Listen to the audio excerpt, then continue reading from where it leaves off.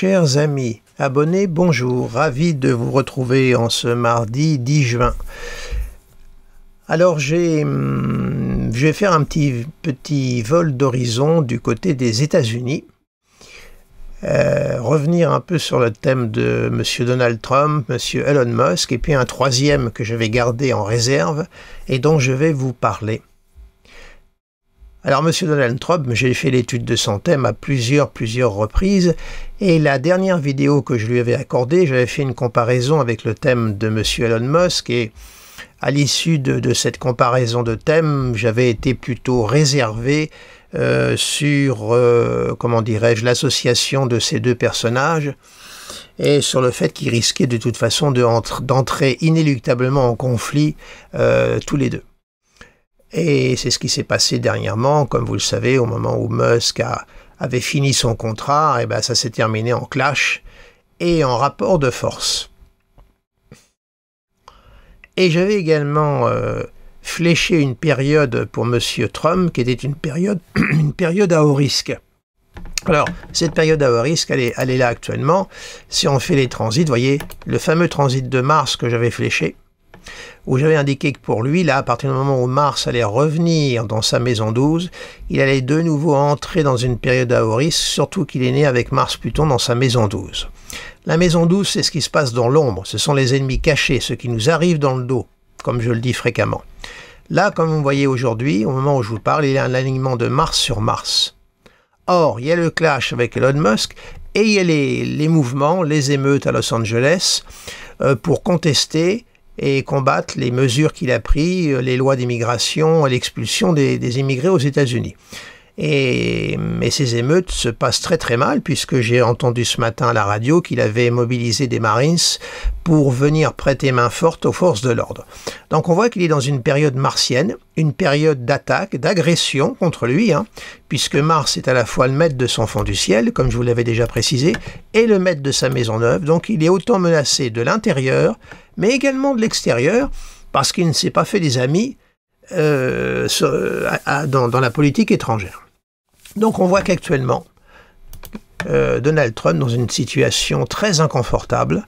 Jupiter, ça y est, maintenant est rentré en Cancer, donc il va payer un peu l'addition de tous ses excès lors du transit de Jupiter sur sa conjonction Soleil-Uranus à l'époque. Là, Jupiter rentre maintenant en Cancer, son signe d'exaltation. Donc c'est un Jupiter qui est sous la maîtrise de la Lune. Donc un Jupiter qui va chercher à établir davantage une harmonie, un équilibre. On sait que M. Donald Trump est né sous une pleine lune. Tenez, je vais vous la montrer, vous la visualisez. Vous voyez, il est né au moment d'une pleine lune, pile. Donc actuellement, on voit un peu le ciel qui se dessine. Alors le Soleil est en train de transiter sa conjonction Soleil-Uranus. Il est en train de la réveiller, puisque ça va être bientôt, il va vers sa date anniversaire, tranquillement mais sûrement. D'ici 3 jours, le Soleil est à 19 degrés, dans 3 jours, il aura le retour du Soleil sur Soleil, ça sera sa révolution solaire. Et on voit que le cycle Saturne-Neptune, actuellement est au carré de Jupiter-Mercure, ce qui ne facilite pas la communication d'une façon globale et générale, mais de toute façon, lui, il a un Mercure en Cancer. Jupiter va bientôt transiter son Mercure, donc va amplifier les décisions qu'il va prendre, et quand même ce cycle Saturne-Neptune est en train de se mettre gentiment, si je puis dire, au carré de son Mercure, ce qui veut dire que pour M. Trump, l'année 2026, puisque l'année prochaine Saturne va se promener dans les 14 premiers degrés du signe du Bélier en 2026, et va aller donc au carré de son Mercure. J'avais également pointé, quand j'avais fait l'étude de son thème, le cycle Saturne-Neptune, et je vous en parlerai aussi tout à l'heure pour M. Elon Musk. Donc pour revenir à Donald Trump, il est dans sa période risquée, indéniablement. Une période pour lui où il faut qu'il se méfie, puisque Mars après va rentrer en Vierge, et en Vierge, il ira progressivement au carré de sa conjonction Soleil-Uranus, et il passera à un moment donné sur son nœud sud. Vous voyez, on va le faire avancer, puisque on peut se l'autoriser. Il va y avoir une période, de toute façon, pour lui, il y aura la conjonction Mars sur l'axe des nœuds. Vous voyez là. Donc, c'est pas non plus, vous voyez, une période au carré de sa pleine lune. Vous voyez. Donc, il est entré là dans une phase actuellement qui n'est pas une phase de confort, une phase de combat, d'agression. Bon, Uranus est toujours là-haut, il est actuellement au carré, vous voyez, donc mouvement inattendu aux États-Unis, ces émeutes, ces rassemblements pour contester sa politique de l'immigration. Il est dans une période d'événements inattendus et à tout instant, il peut se passer quelque chose. Donc, il est dans un climat de violence. Vous rajoutez à ceci Pluton qui est en Verseau, qui est quand même à l'opposition de Pluton natal. Hein. Bon, certes, c'est une opposition large. Pluton est dans sa phase de rétro. Je dirais qu'il n'est pas encore très très fort. Hein. Mais il y a quand même le sesquicarré carré à Uranus qui existe, quoi qu'il en soit, qui est là. Hein. Mais l'opposition à Pluton est quand même très très large. Mais c'est ce transit de Mars dans sa 12, vous voyez, aligné. Donc, et bien voilà, il est actuellement dans une position martiale, une position de combat, ce qui, cela dit, vu la psychologie de l'homme, ne le dérange pas beaucoup. Hein. C'est pas ça qui va beaucoup l'encombrer, hein, d'être en position de combat. On sait que le type c'est un battant. Hein. Bon, alors maintenant, si on regarde le thème de Monsieur Elon Musk. Alors Elon Musk, il est là. Voilà, voilà le thème de Monsieur Elon Musk. Alors lui, Elon Musk, qu'est-ce qui se passe? Bien, ça y est, Jupiter est rentré en Cancer. Il va transiter très rapidement son soleil natal, la courant juin, juillet. Et évidemment, avec ce futur arrivé, un soleil au lever, c'est quand même pas rien. Hein. On voit bien que Monsieur Elon Musk, retour à soi, hein, recentrage sur soi-même, en même temps ce sentiment de manque de reconnaissance que Monsieur Trump a eu à son égard, tout au moins, c'est ce que déclare Elon Musk, un manque de reconnaissance, un manque de gratitude, puisqu'il proclame haut et fort que si Trump a gagné les élections, c'est grâce à lui. Hein. Eh bien, on voit que là, il reprend possession de son territoire, il reprend possession de ses forces. Il est dans le culte de son ego et de son moi profond. Hein, Jupiter qui va transiter et le Soleil et l'ascendant très rapidement. On voit qu'actuellement, Mars en transit est opposé à son Mars natal, il est également en position de guerre, et on voit que la rupture avec M. Donald Trump s'est fort mal passée. Du reste, leurs Mars sont à l'opposition de l'un de l'autre dans les thèmes, comme je vous l'avais indiqué. Et là, il y a le retour de Mars sur Mars. Donc là aussi, au carré de sa conjonction Jupiter-Neptune qui fait qu'amplifier l'agressivité et la combativité. Donc on voit qu'actuellement, M. Elon Musk est en pleine réappropriation de soi-même, si je puis employer cette formulation. Et on rajoute à ça le cycle Saturne-Neptune, hein, qui est au carré de son Soleil. Or, Monsieur Elon Musk est né sous le demi-cycle Saturne-Neptune, vous voyez. Bon.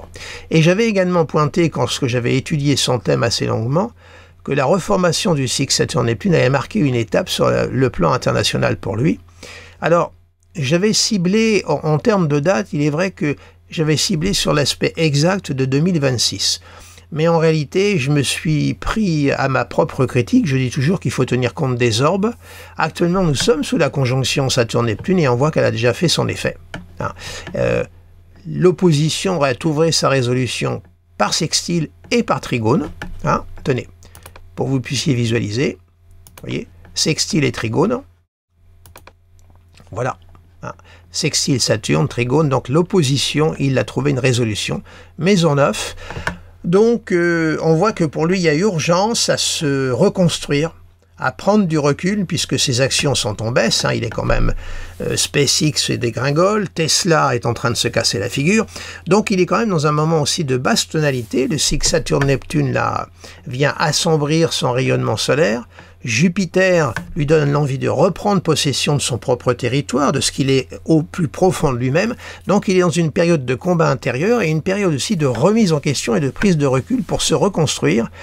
Il en a besoin parce que lui aussi, une bonne partie de l'année 2026, il va devoir supporter le carré de Saturne à son soleil natal, avec Neptune aussi. Vous voyez ? Donc il est pratiquement sous la même enseigne que Donald Trump, quelque part. Sauf que Donald Trump est le président des États-Unis, alors que lui, il est le président de lui-même, de sa propre entreprise qu'il va reprendre en main.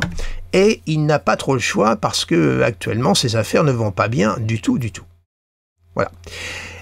Très rapidement, il aura le trigone de Jupiter à Jupiter en fin d'année, et une bonne partie de l'année 2026, il l'aura également là, au trigone de Jupiter, en 2026, quand on arrivera au premier semestre 2026.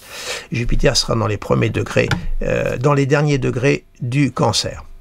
Voilà un peu le climat. On voit que de toutes parts, il y a un climat martial, jupitérien, c'est du pouvoir, c'est du combat. Et puis Saturne-Neptune qui impose sa volonté sourde mais puissante et qui demande à chacun de prendre du recul, de reconstruire ses fondements parce que ça flotte, ça prend l'eau. Saturne-Neptune, deux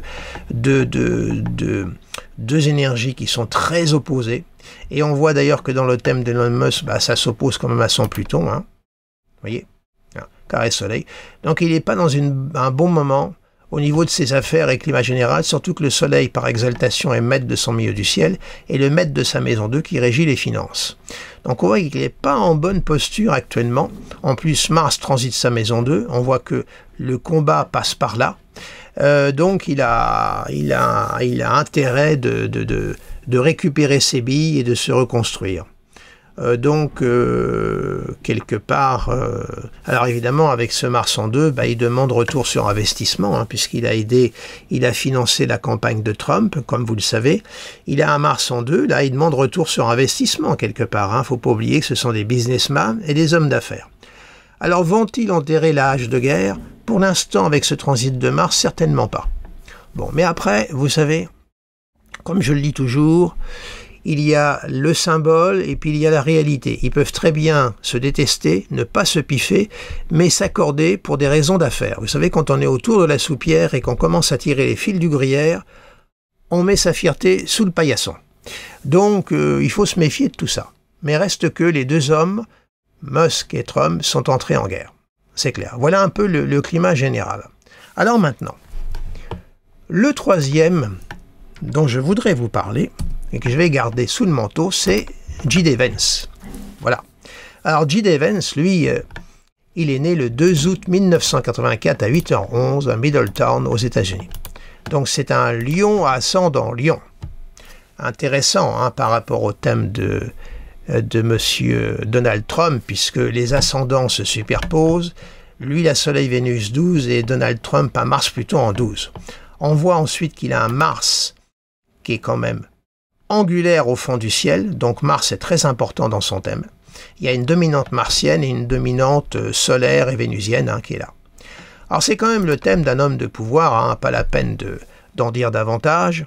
Lion ascendant Lion, alors Soleil-Vénus 12, c'est un lion en cage, un lion qui aimerait sortir de son enfermement. Il a un trigone Soleil-Uranus qui existe là, mais qui pour l'instant est un peu renfermé. Alors attention, parce que moi, je trouve que J.D. Vance est infiniment plus dangereux, plus redoutable que l'est M. Elon Musk. Elon Musk, c'est un type autocentré. On voit qu'il y a des égos partout très forts. Musk a un soleil qui se lève, Vance un soleil qui se lève, et puis Donald Trump a une conjonction Soleil-Uranus. Tout ça, ça centralise des égos surpuissants. C'est clair. Mais maintenant, comme je le dis, l'ego, ça dépend à quoi il sert. Bon. Et là, je trouve que le thème de Vance est beaucoup plus redoutable, beaucoup plus dangereux qu'Elon Musk. Elon Musk, c'est l'enfant gâté, quelque part, cette espèce de génie un peu fou, un peu inorganisé, qui peut faire, qui est quand même dangereux, parce qu'il a toute une corde de personnes derrière lui, quand même, Elon Musk. Faut pas oublier, quand même. Il draine des personnes qui voient en lui le génie, celui qui va transformer le futur. Enfin voilà, il y a quand même de la projection sur lui énorme. Donc il a quand même un courant derrière lui qui est très fort. Mais à mon avis, Vance est infiniment plus dangereux sur le plan politique. On a quand même un thème là assez puissant. Lion, on a un Mars en Scorpion qui est piqué en 4, un Saturne en Scorpion, un Pluton qui est toute fin balance, une Lune en balance qui est là. Alors il y a à la fois, il peut y avoir un côté Soleil-Vénus, alors c'est une composante très narcissique là, Soleil-Vénus 12, c'est centré sur soi, on est en plein dans la composante narcissique, je m'aime, je suis, je m'aime, le maître d'ascendant, l'ego est en 12 en Lion conjoint Vénus, donc là on est en pleine composante narcissique indéniable, en plus il y a un trigone Soleil-Uranus. Trump a une conjonction Soleil-Uranus où il a le trigone, donc quelque part il y a une résonance. Mais ce qui me frappe, c'est le Mars. Le Mars de J.D. Vance, ben, il est au carré du Mars de Donald Trump qui est juste là. Vous savez, hein, tenez, je vais vous le remontrer pour que vous puissiez visualiser. Trump. Vous voyez, le Mars de Trump est à 26 degrés du Lion, d'accord, hein, avec l'ascendant.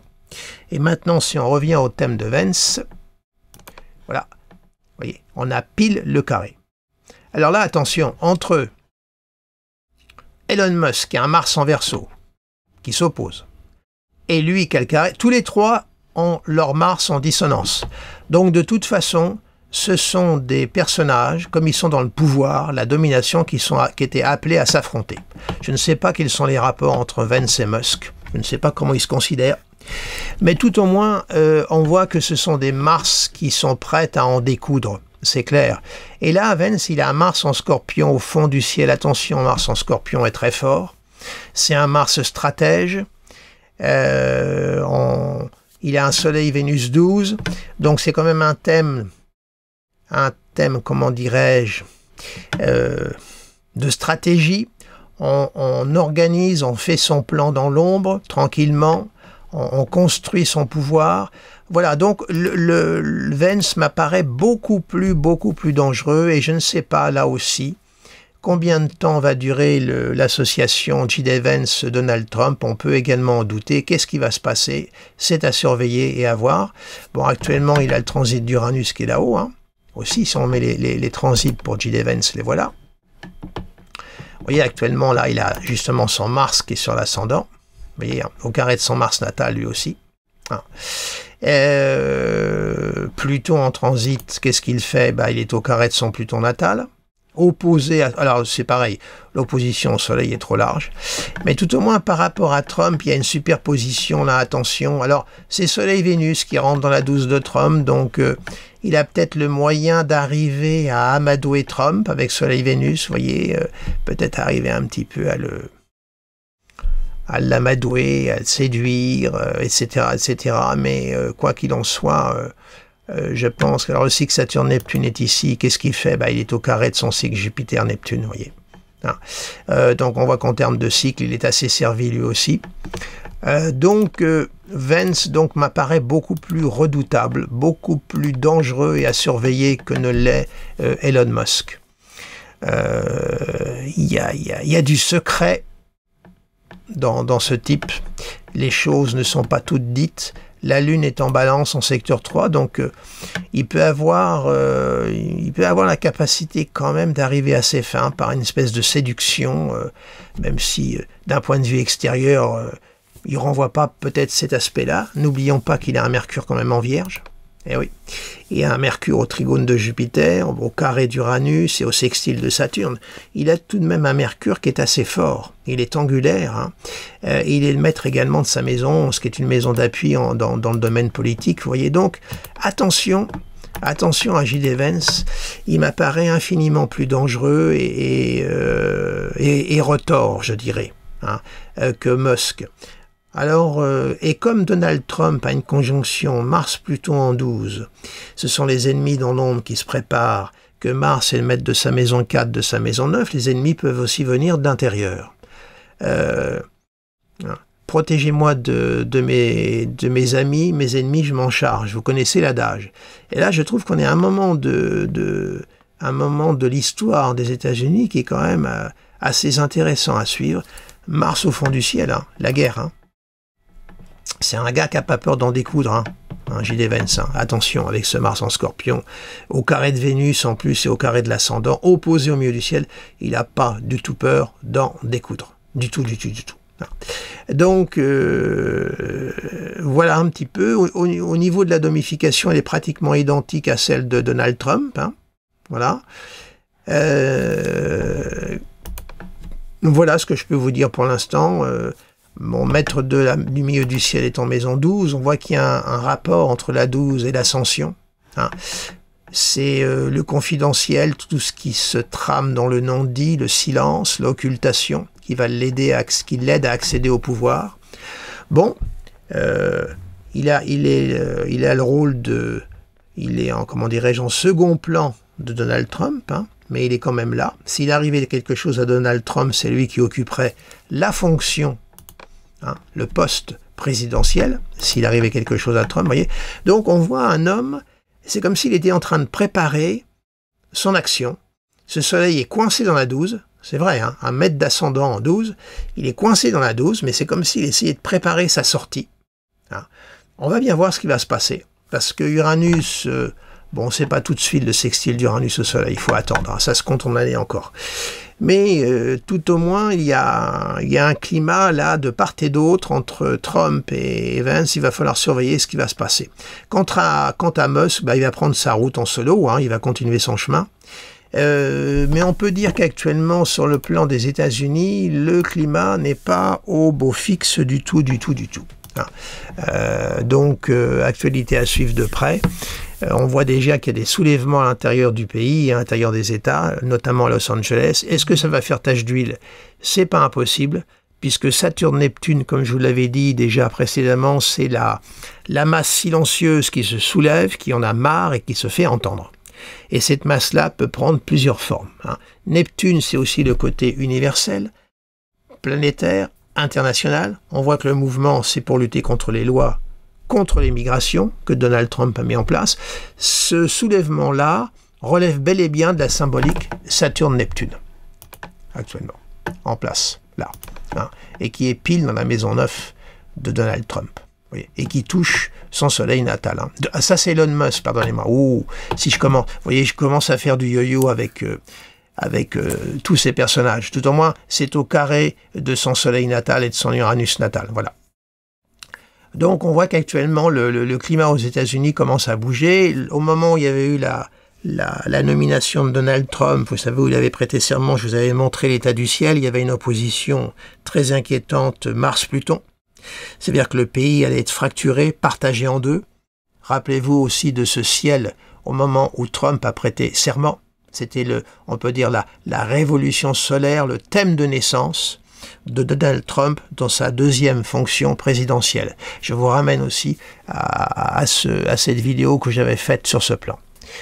Eh bien écoutez, voilà ce que je pouvais vous dire. Je ne vais pas faire cette vidéo trop longue, mais voilà un peu le climat général aux États-Unis et on voit que c'est pas prêt de se calmer. Et pour Donald Trump, attention, il est dans une période actuellement d'agression, de combat et de contestation de son pouvoir.